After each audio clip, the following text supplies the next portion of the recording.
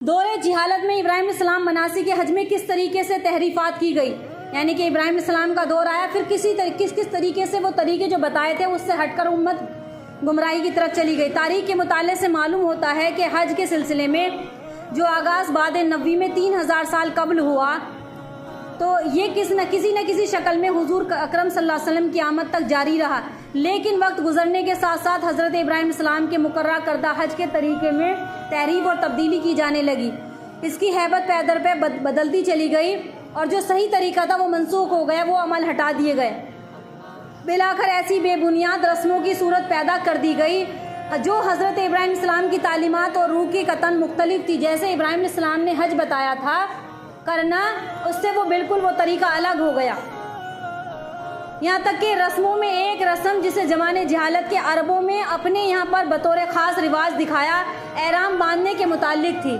تو رسم کیسی عربوں کے متعلق کیا تھی کہ اہل عرب جب حج کے ارادہ کرتے تو احرام باندھ لیتے تھے، تو وہ گھروں میں نہ صرف اصل دروازے سے داخل ہونا بلکہ حرام قرار دیتے تھے۔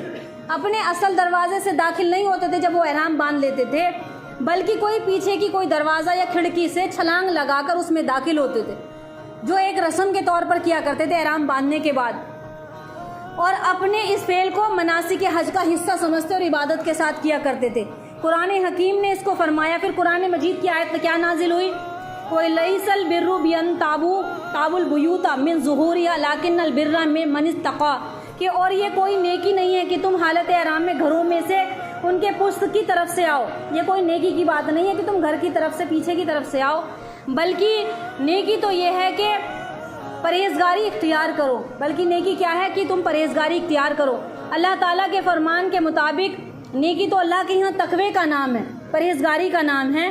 گھر کی پچھلی دیواروں سے کود کر آنا، داخل ہونا، یہ تو صرف رسم کے مطابق تھا۔ قرآن حکیم نے یہ آیت نازل فرمائی اور اس کا خاتمہ کر دیا۔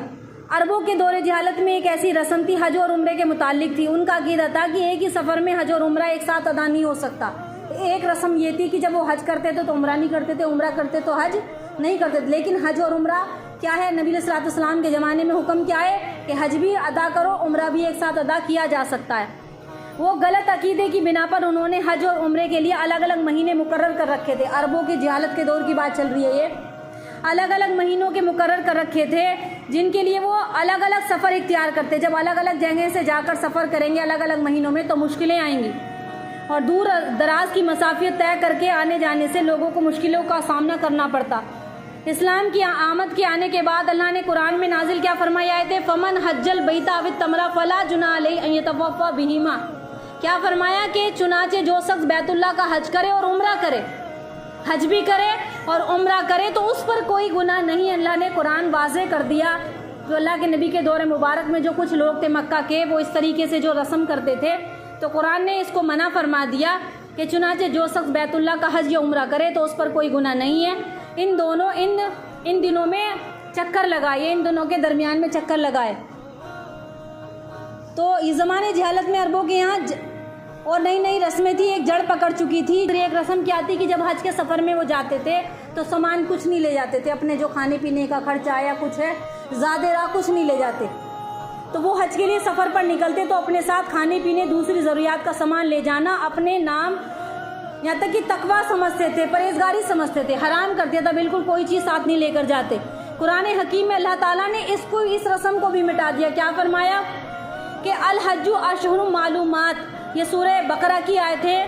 فمن فرض فیہن الحج فلا رفث ولا فسوق ولا جدال فی الحج وما تفعلوا من خیر یعلم اللہ وتزودوا فإن خیر الزاد التقوی واتقون یا اولی الالباب۔ دیکھو قرآن نے ہر کسی سوال کا جواب دیا۔ قرآن کو جو مانے گا تو وہ ایمان والے کہلائیں گے، جو نہیں مانے گا تو وہ پڑا رہے گمراہی میں۔ تو اس طرح کی جب رسم بنی تو پھر قرآن نے اس کا جواب دیا۔ سورہ بقرہ کی آیت ترجمہ ہے اس کا، حج کے چند مہینے معین ہیں، متعین ہیں، جیسے شوال، ذوالقعدہ، عشرہ، ذی الحج۔ تو جو شخص ان مہینوں میں سے نیت کر کے اپنے اوپر حج لازم کر لے تو حج کے دنوں میں نہ عورتوں سے اختلاط کرے، نہ کوئی اور گناہ کرے، نہ ہی کسی سے جھگڑا کرے، اور تم جو بھلائی بھی کرو گے اللہ اسے خوب جانتا ہے۔ اور آخرت کا سفر یعنی کہ سفر کا سامان لے لو، سب سے بہتر تقوی کون سا ہے؟ زیادہ راہ ہے. اور اے عقل والو میرا تقوی اختیار کرو، یعنی کہ تم اپنے ساتھ سامان لے لو، جو بھی چیز کی ضرورت پڑے سفر میں لے جانے کی تو اس کو لے لو، اس میں کوئی گناہ نہیں ہے.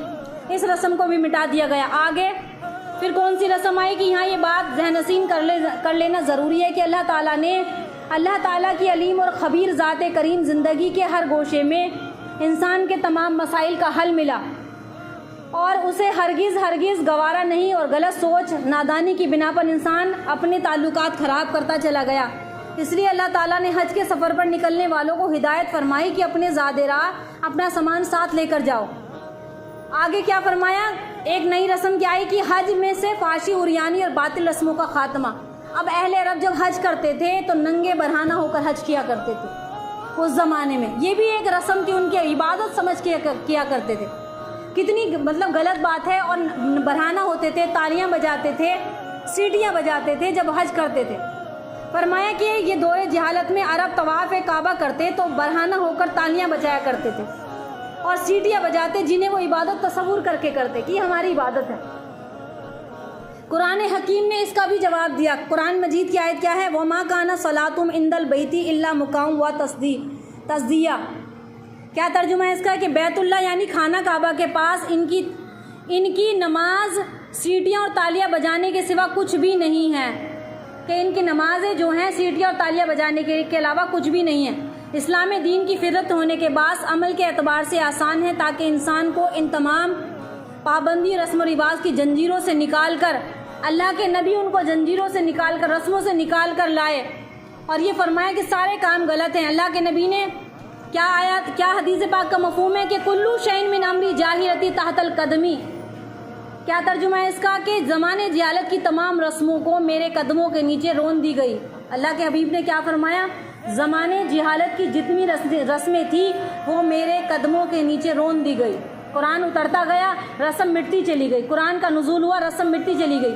لڑکیوں کو زندہ درگور کرنے کی جو رسم تھی وہ بھی تو عرب کے اندر تھی. جب لڑکیاں پیدا ہوتی تھی ان کو زندہ دفنا دیا جاتا تھا، مارنا نہیں، زندہ لے جا کے مٹی میں ڈال دو. اگر اللہ کے نبی نہ آتے، قرآن کا نزول نہ ہوتا، دنیا شاید ختم ہو جاتی، کوئی عورت ہی نہ بچتی. آدمی کیونکہ جب عورت ہی نہیں ہوگی تو آگے نظام کیسا ہوگا؟ کیونکہ وہ جو عورت ہوتی وہ ماں بھی ہوتی، بہن بھی ہوتی، بیٹی بھی ہوتی، بیوی بھی ہوتی. تو یہ بات ان کی عقلوں میں نہیں آتی تھی اور بیٹیوں کو زندہ دفنا دیا کرتے، زندہ درگور کر دیا کرتے. تو کتنی بڑی بڑی رسموں کو اللہ کے نبی آئے مٹایا گیا. قرآن آیا، اندھیریاں مٹتی چلی گئی، سینے روشن ہوتے چلے گئے. آج بتاؤ آج ہمارے درمیان میں آج بھی بہت ساری وہ ہیں. آگے فی الحال میں اتنا ہی بتا رہی ہوں، بھی فی الحال بہت ساری چیزیں ہیں. تو یہ بڑی بڑی رسمیں تھی. جب قرآن آیا تو قرآن کا نزول ہوا تو یہ رسمیں ہٹ گئیں. اب کیا بات ہے مین؟ اب کیا کہنا ہے کہ آج ہمارے درمیان میں بھی بہت رسمیں ہیں، بہت ہی کم. نہیں تو اکثریت مسلمانوں کی بہو بیٹیاں عورتوں کے اندر زیادہ رسم و رواج غالب آ چکے ہیں. اور جو رسم اللہ کے نبی نے مٹائی تھی زمانے جہالت میں عرب کے اندر، اب وہ پھر مسلمان دوبارہ سے واپس لوٹا کر لا رہے. تو بتاؤ کتنا بڑا گناہ ان مسلمانوں پر ہوگا کہ جس نبی نے اس امت کو نکھارا، جس نبی کی بدولت قرآن ملا، جس کے صدقے میں اللہ نے ساری کائنات بنائی، اور جس نبی کو آخری نبی قرار دیا گیا، جس کتاب کو کتاب اللہ کو آخری کتاب کہا گیا. بہت گہرائی کے ساتھ یہ میں باتیں بتا رہی ہوں کہ اپنے نسلوں کی تربیت کرو دین سیکھنے کے ساتھ ساتھ. گویا کہ تم آدھا گھنٹہ 20 منٹ 15 منٹ اپنے لیے نکالو، اپنے لیے اپنے بچوں کے لیے ان کو دین پر سنوارو. نہیں تو رسم و رواج اتنے غالب اس وقت آ چکے ہیں کہ وہ اس کو عبادت سمجھ کر کرتا ہے. شادیوں کی رسمیں، میرج اینیورسری، برتھ ڈے پارٹیاں اور تمام طرح کی رسم و رواج، کسی کی میت کے بعد بھی رواج ہو رہے ہیں، میت کے بعد بھی، موت کے بعد بھی، پیدائش کے بعد بھی، شادیوں کے بعد بھی. جبکہ ہمارے پاس قرآن ہے، ہمارے پاس علماء کرام ہیں، ہمارے پاس ہر دین کے کام کرنے والے، ہمارے پاس کتاب لانے کی فیسلٹی، پڑھنے کی فیسلٹی، مدارس ہمارے قریب، اس کے بعد بھی جہالت. تو سوچو ہم لوگ کتنا بڑا گناہ کما رہے ہیں.